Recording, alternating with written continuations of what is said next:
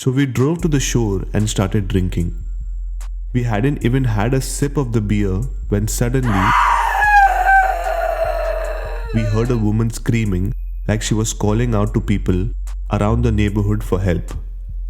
We thought someone was trying to molest a girl. Hi, and welcome back to SYWK Podcast, where you can find everything related to paranormal.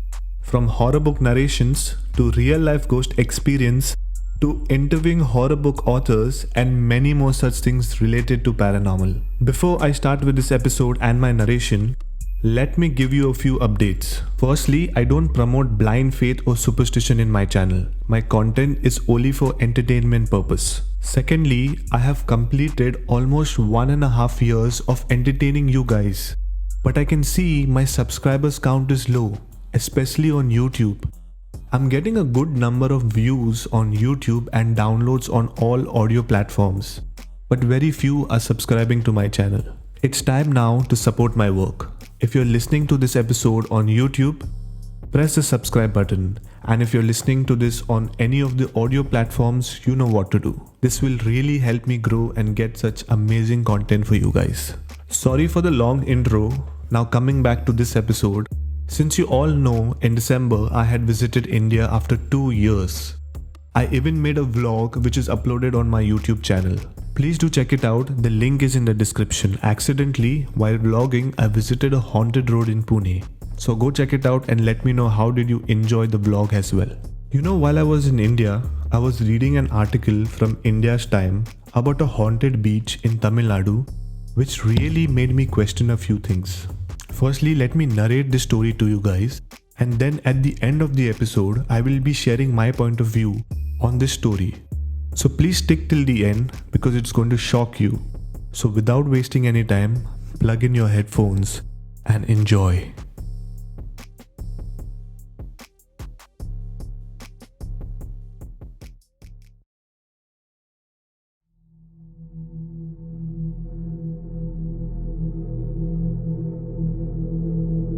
I was into my early 20s on 31st December 2007. My college friends and I wanted to do something different than the usual parties.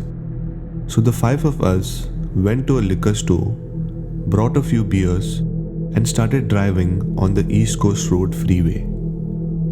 This road is a scenic beauty with the beach on the left side and bamboo trees all along, giving it a spooky feeling while driving at night.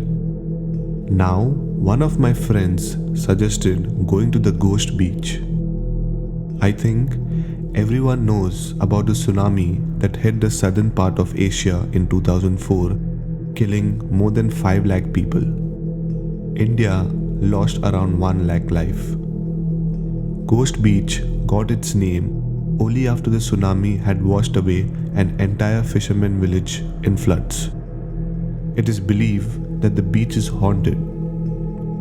We all decided to go to the beach before 12 and party there for New Year's, which wasn't a good idea, but then we wanted to do something different for the new year, so we did end up going.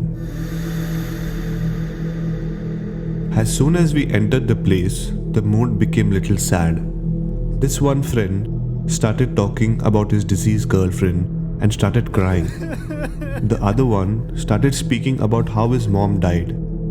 We did not know why we were talking about such things, but this place made us really gloomy. We went and checked out the broken buildings, schools that still had the broken toys of the kindergarten students. It was very, very depressing. So we drove to the shore and started drinking. We hadn't even had a sip of the beer when suddenly we heard a woman screaming like she was calling out to people around the neighborhood for help. We thought someone was trying to molest a girl. So my friends started the car to turn on the lights. We could not see anyone, but all of us wanted to help, so we started following the voice before we realized that the place is completely deserted. There was no one at this time of the year. I alarmed my friends and asked to regroup immediately. One friend was missing.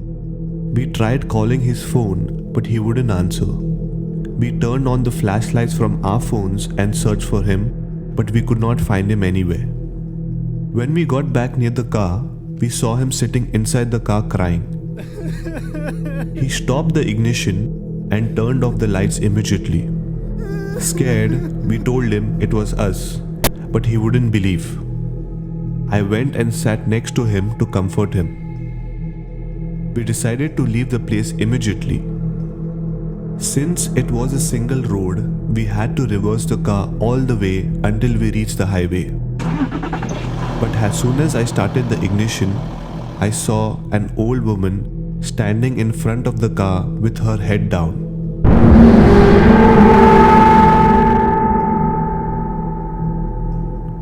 Her hair was covering the face and it looked as if she was staring at us.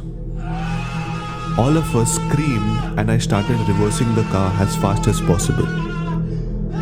The lady started running towards us, gaining speed with every passing step.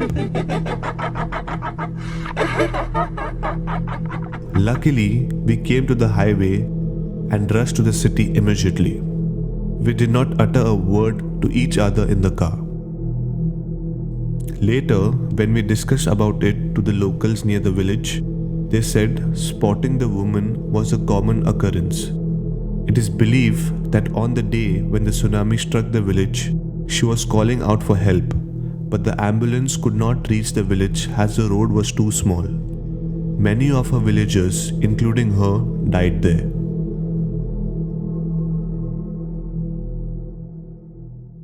Well, what do you feel about this story? Do you feel it's true? Please comment below if you're listening to this episode on YouTube, or DM me on Instagram if you're listening to this episode on any of the audio platforms. See, I don't know if it's true or not, but all I can say is do not believe everything that's on the internet. Once again, I'm saying, enjoy horror stories, but only for entertainment purpose. I'm not saying the article from Indiatimes and the person who shared the story is fake. But there are many such stories on the internet that are fake, and this is the reason it creates blind faith. This happened to me as well.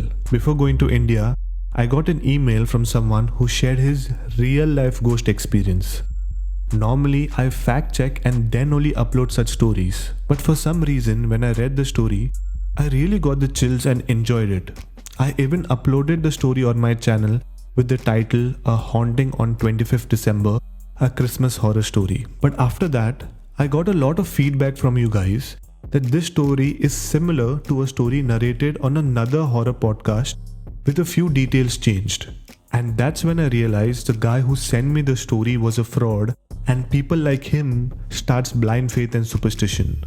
So guys, please, I'm telling you once again, enjoy horror content but only for entertainment purpose.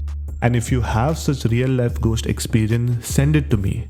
But do not send fake stories. If your story is genuine, I will upload it on my channel. I will narrate it myself.